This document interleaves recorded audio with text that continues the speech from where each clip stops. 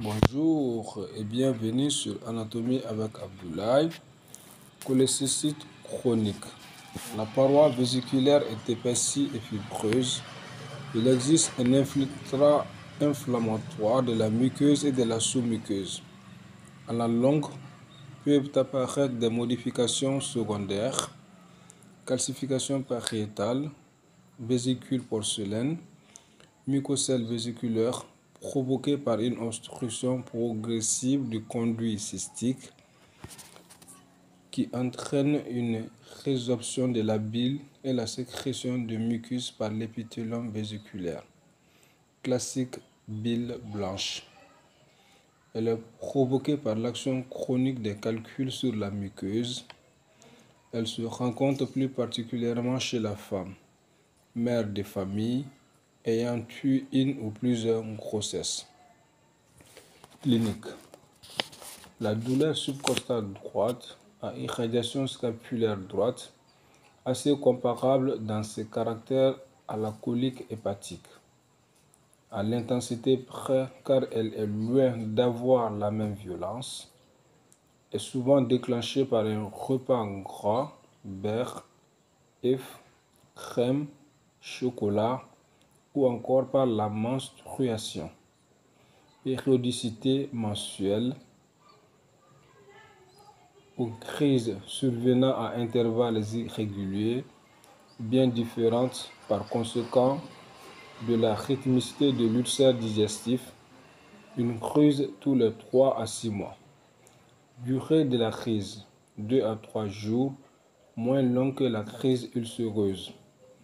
Entre les crises, persistent des troubles digestifs avec intolérance aux aliments gras, au contraire de la digestion parfaite de l'ulcéré entre les crises. On note souvent un subictère conjonctival. La main qui palpe éveille une sensibilité dans la région subcostale droite, plus particulièrement lors d'une inspiration forcée. Signe de Murphy. Moyen d'exploration de la cholécystite chronique. Tout d'abord, échotomographie ou échographie. Elle permet une bonne visibilité de la vésicule dont les parois sont normalement minces, s'épaississent au cours des cholécystites.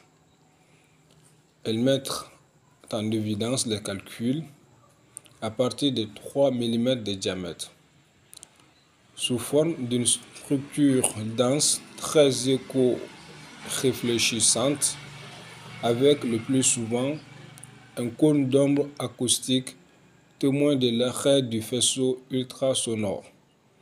Sensibilité 92 à 96%, spécificité proche de 100%. Échappe à l'échographie les calculs de moins de 3 mm ou des calculs situés dans le collet vésiculaire d'accès difficile par cette méthode. Sensibilité 65%. La sensibilité fréquente de l'hypochondre droit lors du passage de la sonde d'échographie fait parler de signes de Murphy radiologique. L'échotomographie ou l'échographie a relégué au second plan les examens d'imagerie classiques de la vésicule biliaire. La radiographie sans préparation montre les calculs radio-opaques intravésiculaires. Elle montre également les rares cas de vésicule porcelaine.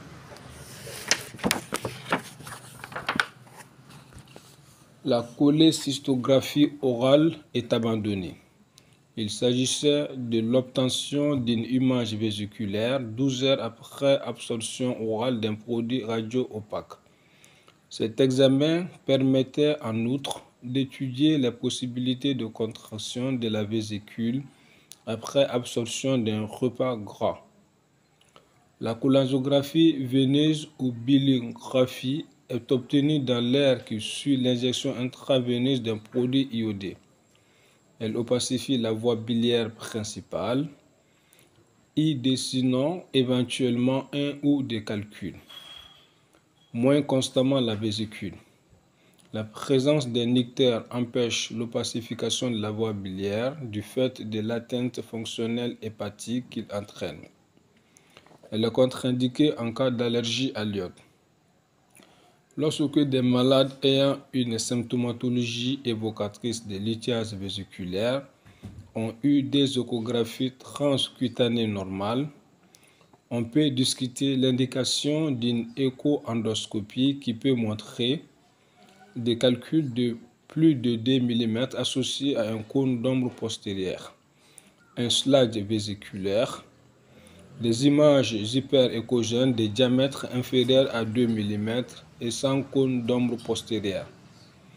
Cet examen, l'écho-endoscopie, a une sensibilité de 96% avec une valeur prédictive négative de 95%. Il est parfois couplé à un tubage duodénal.